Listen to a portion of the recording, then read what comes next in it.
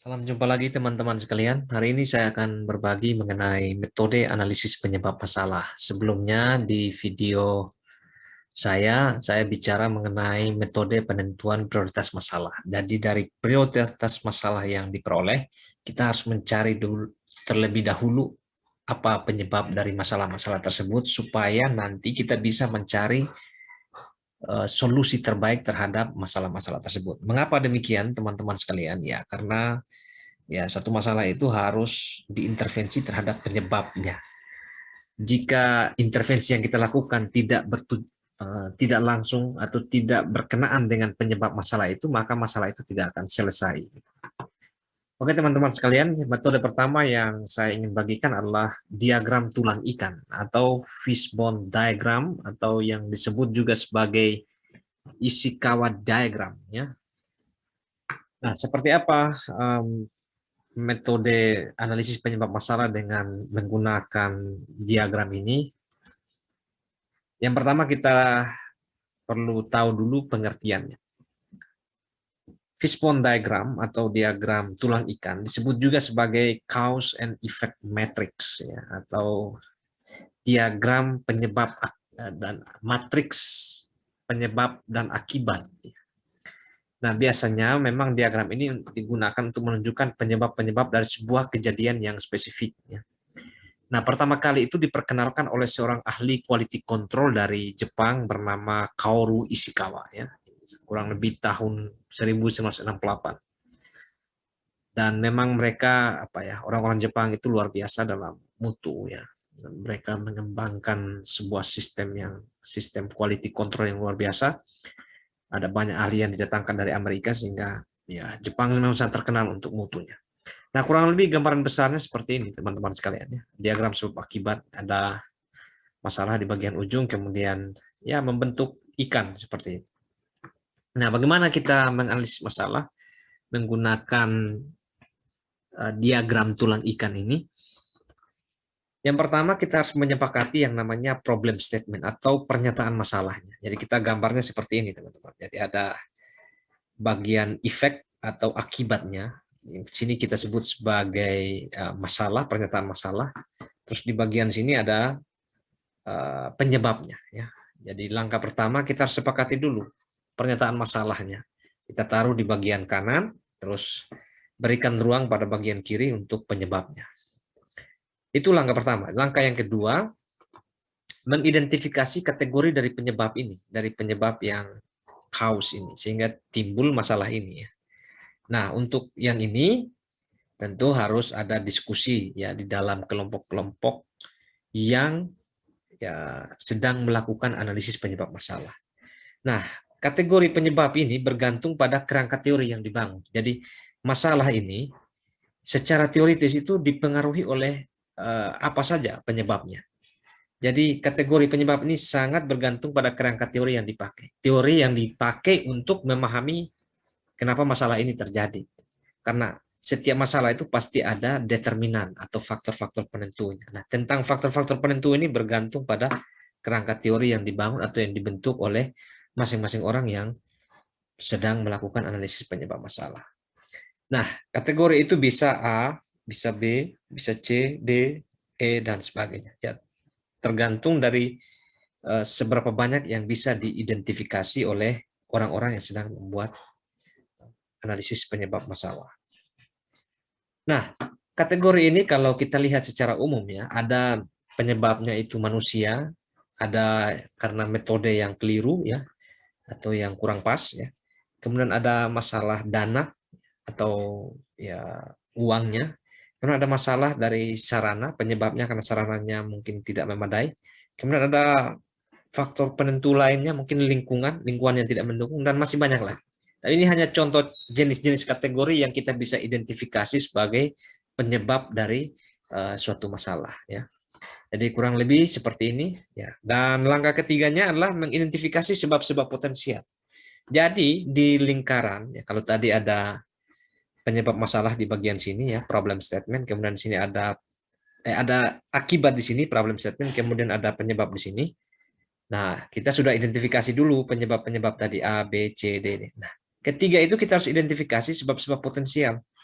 Nah, sebab potensial ini diketahui dari suatu proses yang kita sebut sebagai brainstorming atau curah pendapat. Jadi di dalam kelompok orang-orang sedang menyusun atau menganalisis penyebab masalah, ya tinggal brainstorming dalam kelompok. A, B, C, D, E secara teoritis mempengaruhi terjadinya masalah ini, problem statement ini.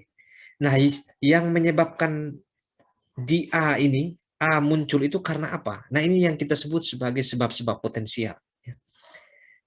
Apa yang membuat B muncul sehingga B ini kemudian menyebabkan masalah yang kita identifikasi ini. Demikian pula di bagian C, D, dan E. Nah, ini yang kita sebut sebagai sebab-sebab potensial ya. Jadi ini sebab-sebab ini bisa ditulis di beberapa kategori, baik di A, di B, di A, B, C, D, dan E. Nah, untuk mencari tahu sebab-sebab potensial ini memang kita harus menggunakan pertanyaan mengapa ya. Jadi misalnya tadi ya, dimulai dari mengapa masalah ini terjadi, karena A, karena B, karena C, karena D, karena E. Kemudian orang bertanya lagi, mengapa A bisa terjadi? Ya karena ya X, karena Z, karena ya Y, dan sebagainya. Jadi selalu ditanya terus mengapa, mengapa, dan terus mengapa. Ada ada para ahli yang bilang harus sampai bertanya 5 kali mengapa. Ada yang minta untuk bertanya 7 kali mengapa. Ya. Nah, nanti semua kategori-kategori sebab-sebab yang paling mungkin sehingga A terjadi, B terjadi, C terjadi. Ini dikelompokkan, dibuat dalam suatu kategori yang sama. Nanti di langkah keempat kita membuat yang namanya ya rangkuman diskusi ya. Jadi sebab-sebab yang mungkin ya, possible root cause di kategori A apa, di kategori B apa, di kategori C apa. Kemudian ini hasil diskusi di dalam kelompok, dan kemudian kita menyimpulkan mana sih sebab-sebab yang paling mungkin sehingga kategori-kategori besar tadi terjadi, dan dari kategori-kategori besar tadi itu menyebabkan munculnya masalah yang kita identifikasi sebelumnya. Nah, itu contoh membuat apa ya, analisis penyebab masalah menggunakan fishbone diagram. Ini kurang lebih seperti ini modelnya kalau dalam bentuk yang visual ya. Jadi ini contoh diagram tulang ikan untuk masalah rendahnya kualitas produk. Poor quality product. Kenapa terjadi kualitas produk yang rendah? Mereka mengidentifikasi ada 6 penyebab, kategori penyebab. Yang pertama karena manajemen, yang kedua karena raw materials ya atau karena inputnya, kemudian ada karena working condition. Ini lingkungan. Yang berikutnya karena teknologi, yang berikutnya lagi karena mesinnya, kemudian karena pekerjaannya. Nah, di kategori pertama tentang manajemen, nah ini ada banyak lagi yang sebab yang dikatakan tadi, sebab-sebab yang paling mungkin tadi. Itu karena ini proses providing, proses untuk penyediaan dari produk ini. Kemudian akomodasi pekerjaan. Nanti dicari tahu lagi, ini proses providing ini apa yang menyebabkan dia terjadi. Ada basic and auxiliary materials, material dasar dan material tambahan. Kemudian ada intermediate.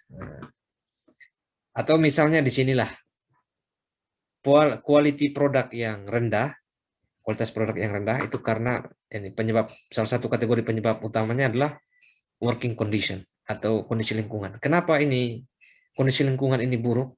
Nah, dicari tahu lagi. Mungkin ini apa nih? Noise ya, ini kebisingan. Kemudian temperatur, karena suhu misalnya. Suhu dipengaruhi oleh season atau musim lagi. Kemudian karena tempat kerja mungkin karena pencahayaannya yang kurang ya. Nah, ini contoh, jadi sebab-sebab yang paling mungkin terhadap penyebab utama ini atau kategori penyebab utama. Demikian seterusnya. Nah, dari mana muncul yang kecil-kecil ini? Itu hasil bertanya tadi. 5 why. Mengapa, mengapa, dan mengapa. Atau kalau perlu sampai 7 whys. Mengapa, mengapa, mengapa, mengapa, mengapa, dan terus mengapa. Nanti digambar seperti ini. Akan jadi seperti, ya ini kepala ikan dan kemudian tersusun atas tulang-tulangnya. Karena demikianlah bentuknya sehingga disebut sebagai diagram tulang ikan atau fishbone diagram. Yang kedua teman-teman sekalian adalah pohon masalah atau problem tree ya. Nah, pohon masalah ini kurang lebih seperti ini modelnya. Jadi ada masalah, kemudian ada akibat, akibat, akibat yang kelihatan gitu ya. Kemudian di bawahnya masalah ini ada sebab-sebab. Kalau tadi kita menyusunnya mencari tulang-tulang ikan, ini kita menggambar pohon ini ya. Nah, seperti apa pengertiannya? Yang pertama ini pohon masalah itu pendekatan yang merinci suatu masalah dalam komponen penyebab utama untuk menciptakan sebuah rencana kerja. Ya. Untuk mengatasi seluruh akibat ini, ya akibat-akibat yang muncul di masyarakat, kita harus atasi masalahnya, atasi masalah ini dengan ya mengintervensi penyebab ini.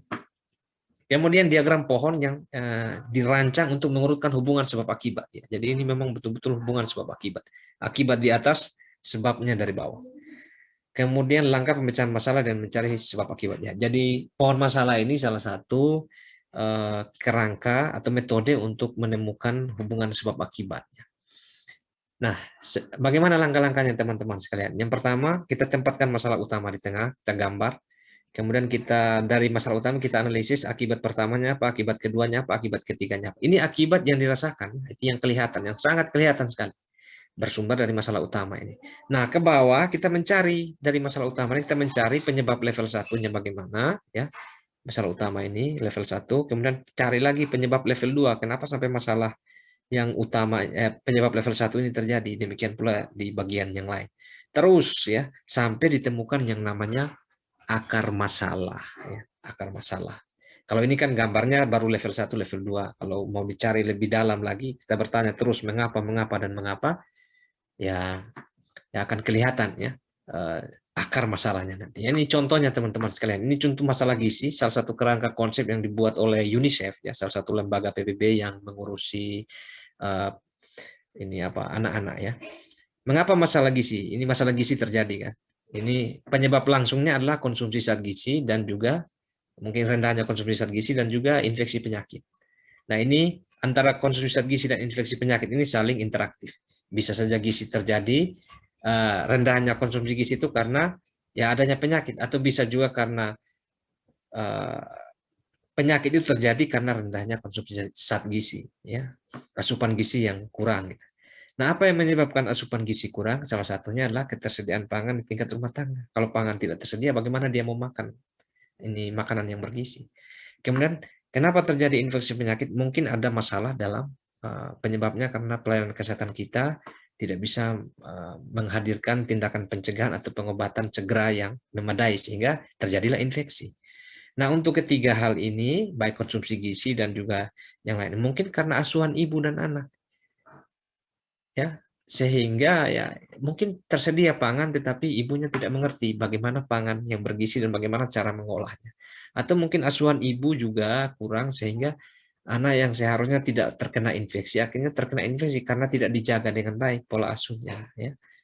Nah, kenapa tiga hal ini terjadi? Ketersediaan pangan rendah, misalnya ibu juga tidak bisa mengasuh anak dengan baik, pelayanan kesehatannya juga buruk ya.